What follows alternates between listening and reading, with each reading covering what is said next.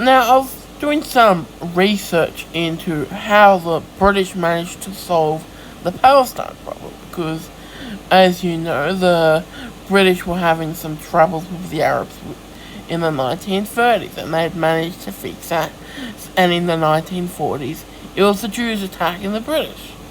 So I was doing some research, and long story short, in 1937 they came up with a plan to partition Palestine.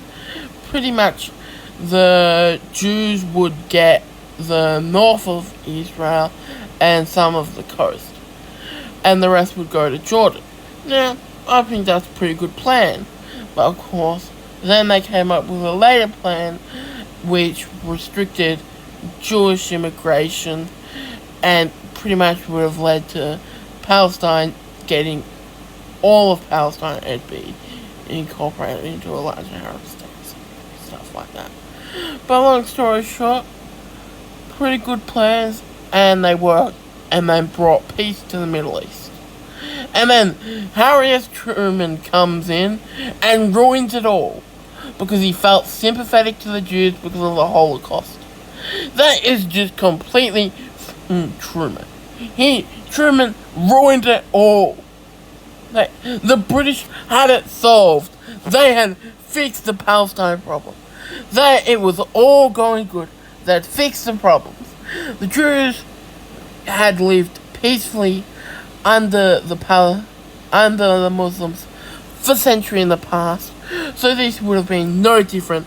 The Jews would have been fine. The Arabs would have been fine. It would have been all peaceful.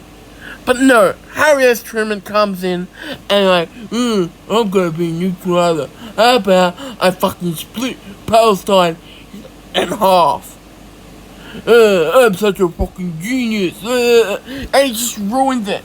Yeah. The reason why I'm angry is because it was solved. This wouldn't be so bad if the British hadn't fixed the problem. But no, Harry S. Truman, he's the man to blame. All those thousands and thousands of deaths, all his fault. That is all. Well, not all his fault, but... And no one talks about how he ruined it. So yeah, pretty much I discovered some old film reels of him explaining about how he created Israel or something like that. That is all.